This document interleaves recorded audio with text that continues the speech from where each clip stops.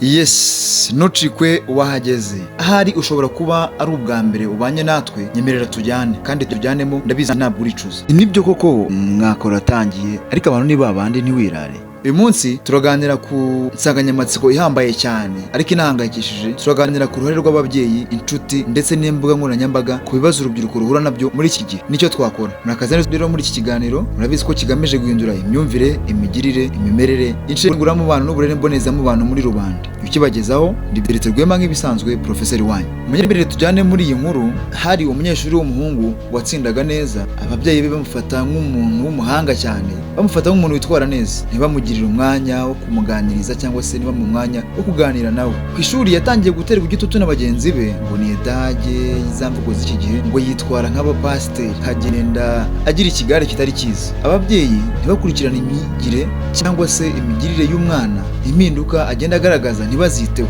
Umwana agendaga agira kwiheba n'agahinda gakabije, agenda ahinduka mu mutima ariko agaceceka. Umunsi umwe yaretse ishuri atabibwiye ababyeyi, ariko akagenda nk'ugiye ku ishuri akigira mu kigari cy'abandi bana binyweraga ibiyobyabwenge. Umunsi umwe baza gufatwa na polisi. Umwana bamubajije impamvu yahindutse atyo, avuga ko ababyeyi be ari bo babaye intandaro y'ibyo byose. Ababyeyi bishuza icyatumye batabera amaso umwana wabo, babimenye batinze.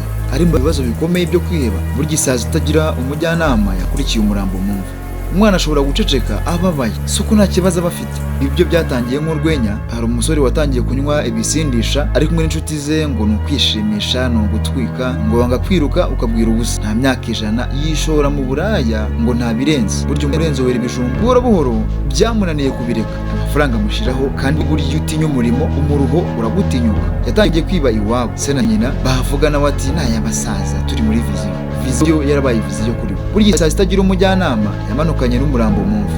Ababyeyi bagiye bamutakariza icyizere gake gake bitewe n'ibisindisha byinshi. Umunsi umwe yanyoye nk'ibisanzwe, umupolisi wari mu kazi yaramuhagaritse, abatwaye imodoka ntiyabyitaho, nyamusore ahubwo ahita amugoma. Umupolisi arapfa. Uwo musore yaje gufungwa, ejo hazaza yihamuca mu myanya y'intoki hagenda habona. Uyu munsi aricuza, ariko yibutse ibitereko yasheshe. Isake y'ikigoryi yibwira ko itabitse butacya. Abari inshuti ze nta n'umwe wanamusuragaho yari afungiye muri gereza, uretse ababyeyi be banyakwigendera nyakugorwa. Yifuje kwisubiraho bitagishobotse, bisa nko gutegera ubwato ku kibuga cy'indege. Ababyeyi be yababereye ikirungo, umuruho mu bantu muhuro atakirora. Yewe katabirora we, warayo ukava muri ayo. Mw'abantu mwe, ibiyobyabwenge bitangira ari bike bikarangira bisenye byose. Nyemerera mubaze, ese bigeze bikubaho uba imbata y'ibiyobyabwenge? Kubigira inshuti se ngukire? Ese bitubaho kenshi tubigiramo uruhare ki? Ni izihe nama se watanga ugendeye kuri life experience ufite? Usangize muri comment turushaho kwigirana. Ibiyobyabwenge byangiza ubuzima bw'ababikoresha, umutekano w'urugo se, ubukungu bw'umuryango, ejo hazaza h'abana. Akenshi bitangira ku bigeragezo by'inshuti. Ikigare, barambona bate, ese ninakora iki, hakorwa iki se, hakorwa iki? Burya kwigisha urubyiruko hakiri kare by'abanyambere, kwegera abafite ibibazo aho kubacira urubanza. Buriya baravuga ngo don't judge a book by its cover, ntukacire urubanza igitabo ugendeye kuko gisa inyuma. Hari igihe imbere burya kiba kirimo iby'ingenzi. Rero nawe ntugacire urubanza abafite ibibazo, begere, ubaganirize, ubagire inama.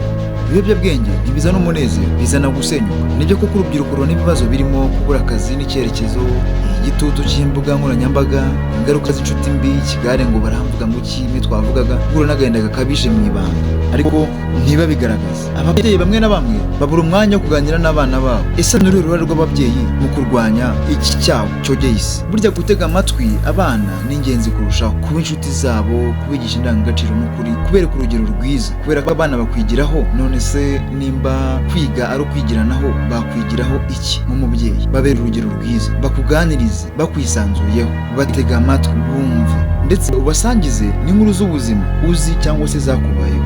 Mwakoze gukurikira ikiganiro cyacu Ubuzima n'Abantu. Niba wakunze ikiganiro ukanda subscribe, usangize abandi. Urubyiruko n'ejo hazaza ntirukwiye kureberwa kure. Kunda u Rwanda, iryo ni ihame. Ibiyobyabwenge bye kuba isoko yo kubura ubwenge. Ni ukuri ngo ari ukuri kubabaza, ariko kurakiza, kuko kubaka umuntu nyamuntu.